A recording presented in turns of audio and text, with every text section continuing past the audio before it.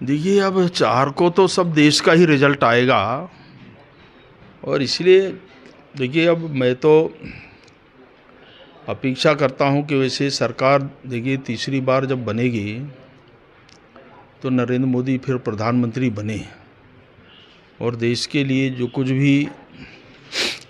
देश के लोगों के लिए जैसे कल्पना प्रधानमंत्री जी ने किया है कि आत्मनिर्भर भारत, तो देश के लोग अपने सब नागरिकों के लिए जो मूलभूत सुविधाएं हैं उनको हमने जो कुछ भी किया है उसको और स्थायी बनाने की दृष्टि से काम करने का अवसर मिलेगा और इसलिए प्रधानमंत्री नरेंद्र मोदी जी की बहुत आवश्यकता इस देश को है। एग्जिट पोल के बारे में क्या कहना है जो चल रहा है अभी? देखिए, एग्जिट पोल तो एक संभावना व्यक्त करते हैं, परंतु जो एक्चुअल रिजल्ट आएगा वो 4 को। एक इसमें जो सर्वे अर्वे कराते हैं जितने अलग अलग चैनल्स हैं तो सब अपने अपने आकलन करते हैं और उस आधार पर, चूँकि कल लास्ट मतदान 1 तारीख को था, तो 5 बजे के बाद फिर एग्जिट पोल अपने जो कुछ भी सर्वे उन्होंने किया उस सर्वे के आधार पर जो कुछ भी अनुमान उनने कल देश की जनता के सामने अलग अलग चैनलों ने प्रस्तुत किया है, तो इस आधार पर देखेंगे तो बहुत अच्छी स्थिति प्रधानमंत्री जी और भारतीय जनता पार्टी की है और लगभग इसी अनुमान के आधार पर जैसे हमने कल्पना किया कि 370 भारतीय जनता पार्टी और अलायंस 400, तो ये जो लक्ष्य भारतीय जनता पार्टी ने रखा तो निश्चित तौर से ये मान करके चलो कि लगभग इसके आसपास ही हम लोग रहेंगे और बहुत अच्छी सफलता भारतीय जनता पार्टी को मिलने वाली है। आपकी सीट मंडला भाजपा के लिए कितनी सुरक्षित है? देखिए, मैं तो आशान्वित हूँ।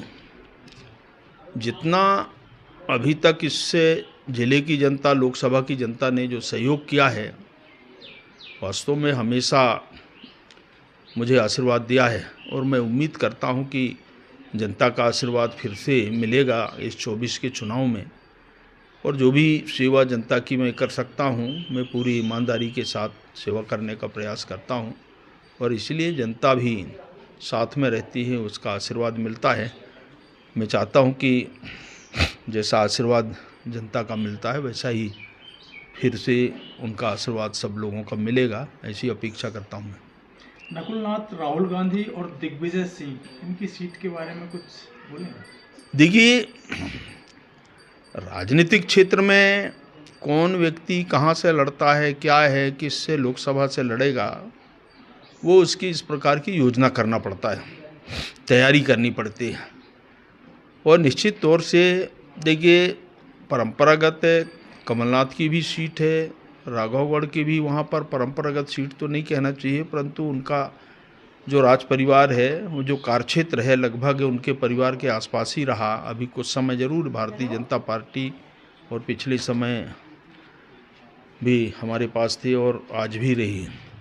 तो इसलिए ये जनता का ही आशीर्वाद मिलता है। कितना लोग किसको स्वीकार करते हैं, कौन व्यक्ति जनप्रतिनिधि वहाँ के लोगों के लिए काम करता है, इस सब चीज़ों को जनता आजकल बहुत समझदार हो गई है और उस आधार पर वो निर्णय करते हैं, मतदान करते हैं और उसी आधार पर जनता जिसके समर्थन में खड़े हो जाए। आज के समय में देखिए राजा महाराजाओं का नहीं चलता, आज के समय में जनता की चलती है और इसलिए पहले